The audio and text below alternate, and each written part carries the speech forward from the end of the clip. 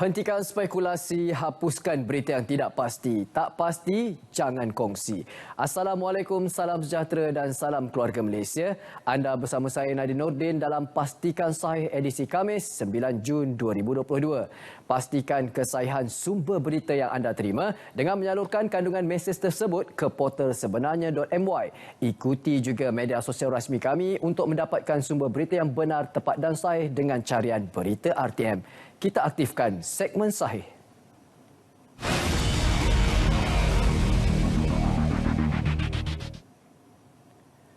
Walaupun telah kami kongsikan sebelum ini, namun masih terdapat pihak yang tidak bertanggungjawab menyebarkan maklumat palsu ini mengenai dakwaan pengambilan khas Pegawai Perkhidmatan Pendidikan Grade DG41 secara COS 2021 sebagai penipuan dan tidak telus adalah tidak benar. Menurut Menteri Kanannya, Datuk Razzie Jidin berkata, sejak dari awal kekosongan 18,702 jawatan guru, keutamaan diberikan kepada graduan memiliki ikhtisas pendidikan. Beliau berkata, jika wujud lebihan kota apilan atau 1599 untuk melaporkan sebarang kemusykilan. Rantaian berita palsu menular dengan pantas, memberi banyak kesan buruk kepada masyarakat dan negara. Elakkan daripada terus mempercayai kandungan laman sesawang, blog atau email yang diragui atau daripada insan yang tidak dikenali. Pastikan anda menyemak dan rujuk kepada sumber yang sahih. Berhati-hati dengan tawaran palsu yang meminta anda memuat turun aplikasi melalui pautan di WhatsApp atau aplikasi SMS. Ayuh ikuti pesanan mesra ini.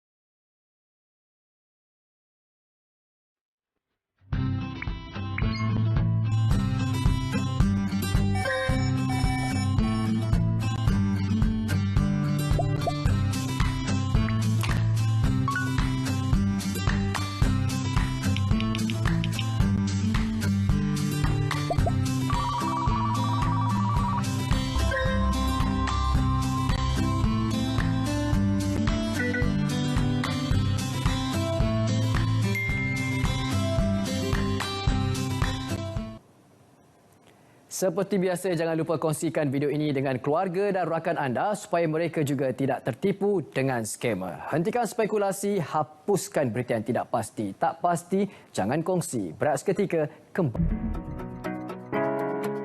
Kes monkeypox atau cacar monyet yang telah dilaporkan di beberapa negara belum lagi berlaku di Malaysia. Walau bagaimanapun, Kementerian Kesihatan Malaysia telah menyediakan pelan strategik bagi menghadapi risiko kemasukan monkeypox ke Malaysia. Antaranya adalah tata cara pengesanan dan notifikasi kes, pengambilan sampel, siasatan dan pengurusan kes serta kontak rapat dan pemantauan di pintu masuk antarabangsa seperti lapangan terbang. Bermula 27 Mei lepas, KKM juga telah menambah Health Alert Monkeypox dalam aplikasi MySejahtera.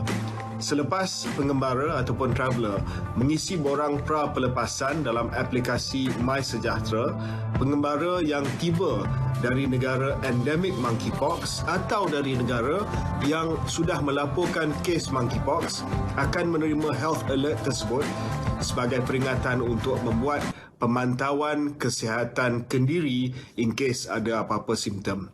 Bagi yang sedang melancong di luar negara, terutamanya negara-negara yang ada monkeypox, sentiasa berwaspada. Terutamanya negara yang sudah melaporkan kes, please be careful, elakkan aktiviti-aktiviti yang boleh menyebabkan jangkitan monkeypox ataupun cacar monyet. Jika bergejala, dapatkan rawatan segera. Take care.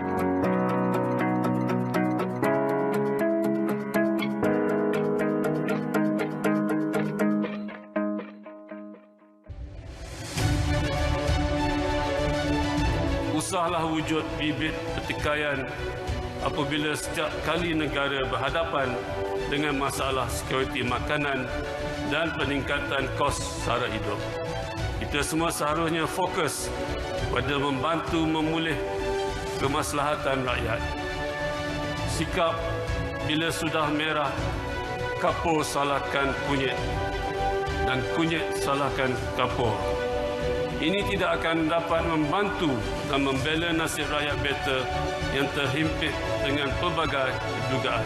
Justru beta menyeru agar satu plan jangka panjang dirangka untuk mengukuhkan sekuriti makanan dan menjamin kos sara hidup untuk berada pada tahap yang bersesuaian.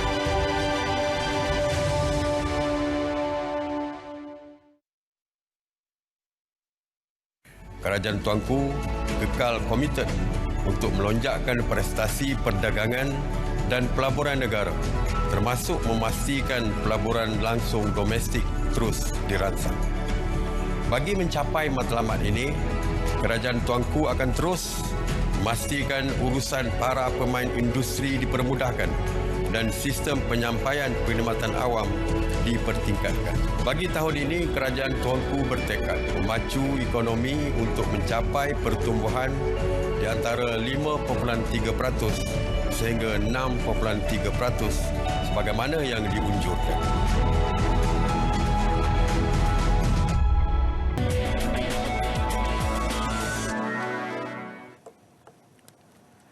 Lembaga Tabung Haji TH menyediakan unit rondaan yang akan berada di sekitar Masjidil Haram sepanjang musim haji kali ini.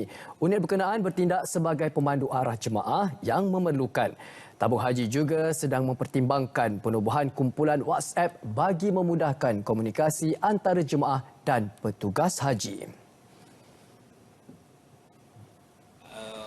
Mungkin tersasar dan sebagainya, kita akan bantu mereka untuk menunjukkan jalan ke arah penginapan mereka ataupun bangunan mereka menginap lah. Dan lagi sekali kita ada juga info yang kita letakkan di dalam bilik mereka, lokasi bangunan ataupun penginapan mereka, dan juga kawasan-kawasan yang berhampiran yang boleh dikenal pasti. Yang di-Pertuan Agong Al-Sultan Abdullah Riyadudin Al-Mustafa Billah Shah dan Raja Permaisuri Agong menzahirkan ucapan takziah kepada seluruh keluarga bekas pemain hoki kebangsaan Freddie Wilfred Vias yang meninggal dunia 2 hari lepas. Seri Paduka Baginda berdua menzahirkan rasa sedih dengan pemergian mendiang dan berharap agar seluruh keluarga mendiang sabar dan tabah menghadapi dugaan serta suasana sedih dan pilu ini.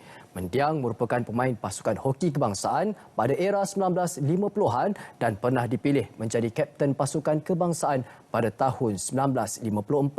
Semasa hayatnya, Mendiang merupakan salah seorang pemain utama yang membantu skuad negara untuk membuat penampilan sulung di Sukan Olimpik 1956 Melbourne, Australia.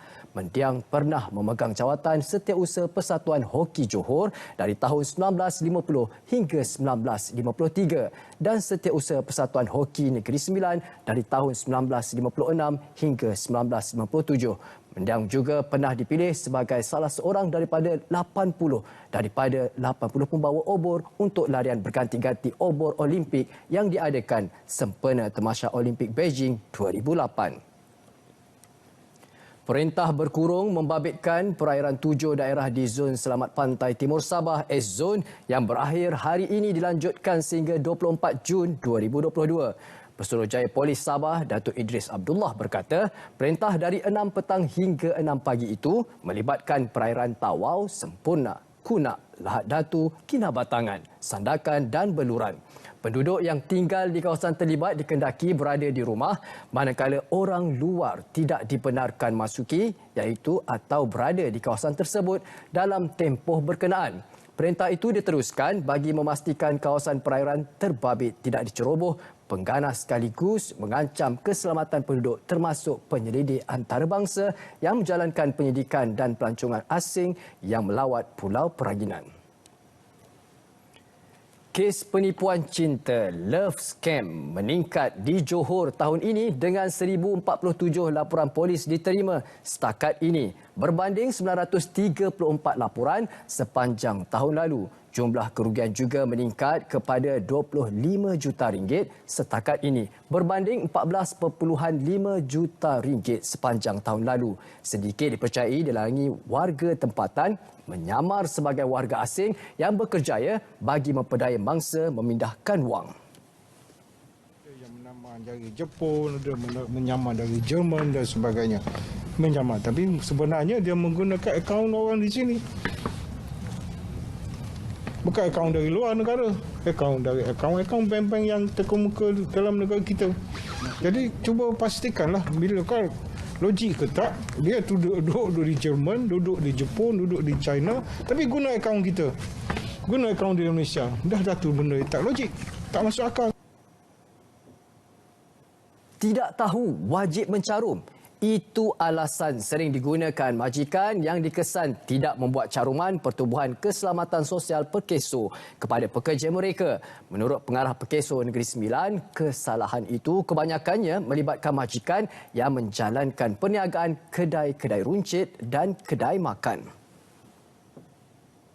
Kita akan mengesan mereka-mereka yang bekerja sendiri di bawah e-hailing dan juga p-hailing. Sekiranya mereka masih lagi gagal mendaftar sebagai pencarum Perkeso, kita akan kenakan kompaun lah. Sebab sebelum ni memang kita tak kenakan kompaun. Kita buat secara sukarela, tapi dah sampailah masanya. Sekarang ni dah masuk 2 tahun lebih. So sewajarnya mereka ni dikenakan kompaun kerana mereka ini perlulah melindungi diri mereka daripada sebarang kemalangan dengan mendapat perlindungan daripada Perkeso lah. Malaysia mengutuk sekeras-kerasnya kenyataan menghina Nabi Muhammad SAW oleh 2 ahli politik India. Menurut kenyataan Kementerian Luar Wisma Putra pada Selasa, kementerian telah memanggil Pesuruhjaya Tinggi India ke Malaysia dan menyampaikan penyangkalan sepenuhnya terhadap kenyataan itu. Malaysia mengalu-alukan keputusan parti pemerintah India untuk menggantung ahli parti terbabit berikutan kenyataan provokasi mereka yang telah menimbulkan kemarahan dalam kalangan umat Islam. Malaysia turut menyeru India untuk bekerjasama dalam menamatkan Islamfobia dan menghentikan sebarang tindakan provokasi demi keamanan dan kestabilan sejagat. Malaysia antara negara terkini yang bersama mengutuk tindakan 2 pegawai parti BJP yang mengeluarkan komen berbau penghinaan yang mencetuskan kemarahan banyak negara Islam. Kerajaan Kelantan memperuntukkan dana berjumlah 55.38 juta ringgit tahun ini bagi membantu golongan asnaf di seluruh negeri itu memiliki kediaman menerusi perumahan rakyat. Setakat ini 272 rumah asnaf atau duafat telah dibina melibatkan peruntukan berjumlah 22.35 juta ringgit. Peruntukan bagi pembinaan rumah duafat 2 kali ganda lebih tinggi berbanding 10.67 juta ringgit pada tahun lalu. Program kita melalui semua kerakyat. Setiap kerakyat akan mendapat 6 buah rumah dengan harga RM55,000 sebuah. Itu hak kerajaan lah. Dan 3 bilik. Jadi kita telah memperuntukkan sebanyak 22.35 juta. Cubaan dua pendatang asing tanpa izin parti warga Indonesia masuk ke negara ini melalui Kota Tinggi Johor digagalkan Tentera Laut Diraja Malaysia TLDM malam tadi. Bahagian Komunikasi Strategik Markas Pemerintahan Armada Barat berkata pihaknya mengesan bot berkelajuan tinggi dari Tanjung Balai Indonesia menuju ke Pulau Cik Kamat. Menyedari kehadiran TLDM, bot berkenaan memecut laju untuk berpatah balik keluar dari perairan negara. Bagaimanapun, bot itu terbalik dan kedua-dua parti berkenaan berjaya diselamatkan sebelum diberkas. Mereka diserahkan kepada Jabatan Imigresen Malaysia untuk tindakan lanjut. Malaysia dan Arab Saudi komited untuk terus mengukuhkan hubungan perdagangan dan meningkatkan jumlah pelaburan ke tahap lebih tinggi. Komitmen itu ditegaskan semula hasil kunjungan rasmi Menteri Luar Arab Saudi Putera Faisal bin Farhan terhadap Menteri Kanan Perdagangan Antarabangsa dan Industri Datuk Seri Muhammad Azmin Ali di Putrajaya. Kedua-dua negara bersetuju mengekalkan momentum hubungan dua hala yang kukuh dan unik di semua peringkat. Malaysia juga mengalu-alukan cadangan Putera Faisal untuk mewujudkan perjanjian perdagangan Majlis Kerjasama Malaysia Teluk ke arah integrasi ekonomi yang lebih besar antara Kuala Lumpur dengan Riyadh. Pelan pelindungan hospital diberi secara percuma kepada penumpang syarikat pengangkutan tersebut. Ini seiring kempen Selesa dan Selamat yang dilancarkan Rapid KL. Berkonsepkan siapa cepat, dia dapat. Pelan itu merangkumi pelindungan hospital percuma selama 3 bulan kepada 50,000 penumpang terawal Rapid KL. Ini kami memberikan produk yang dapat memanfaatkan penumpang kami secara percuma 3 bulan ini. Kami juga menggunakan teruja dan menggunakan rel basikal kami yang membantu penumpang stesen-stesen terpilih semua stesen kelas pertama. Yang paling penting bagi kami adalah kami yang teruja dengan pembukaan MRT Jaya Line fasa 1 pada 16 Juli ini yang akan dirasmikan di Taman Muhammad Perdana Menteri Malaysia Datuk Seri Ismail Sabri. Itu adalah satu hal yang penting buat negara dan juga perwakilan kami. Pastikan Sahih Berat seketika kembali selepas ini dengan segmen yang terakhir, segmen notifikasi.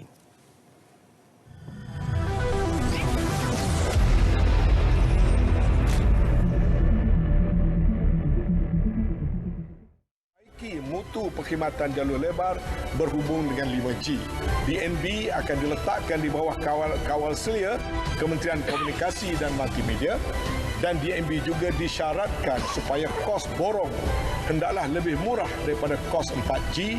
Pelaksanaan kontrak tidak kurang daripada 61% daripada kerja-kerja pembinaan infrastruktur hendaklah diuntukkan kepada syarikat-syarikat Bumi Putera yang mencukupi syarat dan mempunyai lesen-lesen yang diperlukan.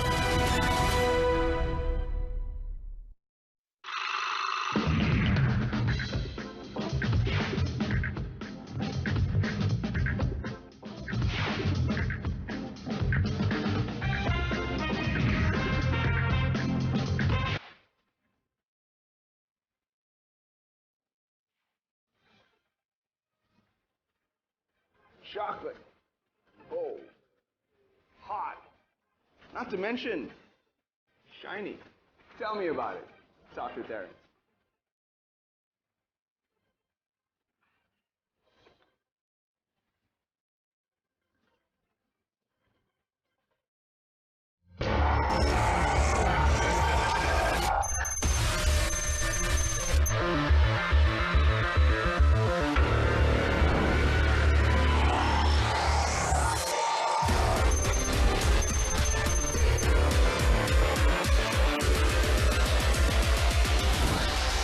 Welcome aboard.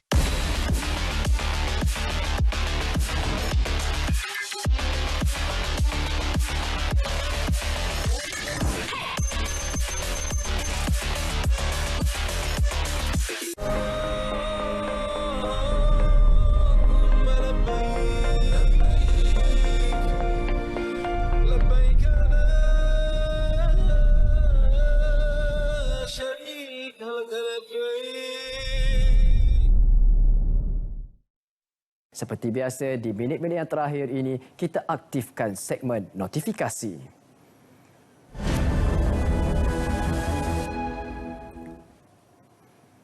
Baik, seperti biasa di segmen notifikasi kami akan kongsikan hebahan yang perlu diwar-warkan buat seluruh keluarga Malaysia untuk anda ikuti. Ayuh, jangan lupa saksikan pada malam ini Forum Perdana Ehwal Islam, iaitu Forum Perdana Ehwal Islam khas sempena Majlis Tilawah dan Hafazan Al-Quran peringkat kebangsaan 1443 Hijrah bersamaan 2022 Masihi dengan tajuknya Kalam yang Satu bersama panel-panel jemputan yang hebat, juga moderator Ustaz Hariri Daud bersama perantara Muhammad Amirul Amin Maula dan juga personaliti undangan iaitu Ustazah Sharifah Kasif Fazilah. Akan berlangsung pada malam ini 9 malam Dewan Muktamar Darul Quran Kuala Kubu Baharu. Anda boleh saksikan di saluran TV1, juga anda boleh muat turun aplikasi RTM Klik ke telefon pintar anda melalui Google Play atau App Store dan juga media sosial lain seperti di Facebook dan juga saluran YouTube TV Jakim. Kita beralih pula untuk pastikan sahih pada keesokan hari iaitu hari Jumaat. Seperti biasa, adanya segmen Sudut Pandang dan topik yang dibawakan ke tengah iaitu topik yang dekat dengan keluarga Malaysia iaitu ekonomi Malaysia. Apakah realitinya? Bersama tetamu yang diraih secara dalam talian, Profesor Madya Dr. Ahmed Razman Abdul Latif, penganalisis ekonomi Putra Business School. Pada hari esok Jumaat 10 Jun 2022, 3.30 petang. Kita teruskan 29 Mei hingga 10 Jun 2022 bersempena dengan Hari Penderma Darah Sedunia 2022 iaitu 10 Jun hari esok. Akhirnya pertandingan video pendek, syarat-syarat peserta berusia 17 tahun dan ke atas menghasilkan video pendek mengikut kreativiti melibatkan unsur-unsur pendermaan darah bagi tujuan promosi pendermaan darah secara berkumpulan. Video berdurasi 2 minit sahaja. Video yang telah dihasilkan perlu dimuat naik dan diemailkan kepada pdn@moh.gov.my dengan menggunakan hashtag PDN Group Donation. Dan seterusnya kita bawakan adalah maklumat ini sempena Penderma Darah Sedunia juga. Syarat-syarat penyertaan peserta berusia 5 hingga 12 tahun, 2 kategori iaitu 5 hingga 8 tahun dan 9 hingga 12 tahun. Anda boleh scan QR Code yang telah tertera, warna gambar, lukisan yang telah dimuat naik mengikut kreativiti masing-masing. Untuk penyertaan seorang dewasa iaitu ibu bapa atau penjaga diminta untuk menderma darah. Ayuh sama-sama kita sertai pertandingan-pertandingan yang murni ini bersempena dengan Penderma Darah Sedunia 2022. Sempena dan seterusnya, sempena Penderma Darah Sedunia 2022, pertandingan menulis esei 1 sehingga 14 Jun 2022, 8 pagi adalah selesai waktunya. Pusat Darah Negara Jalan Tun Razak. Syarat-syarat anda boleh saksikan, dapatkan maklumat ini. Hentikan spekulasi, hapuskan berita yang tidak pasti. Tak pasti, jangan kongsi. Sampai di sini saja pastikan sahih untuk hari Khamis. InsyaAllah kita akan berjumpa lagi pada hari esok pada pukul 3.30 petang. Assalamualaikum, salam sejahtera dan salam keluarga Malaysia.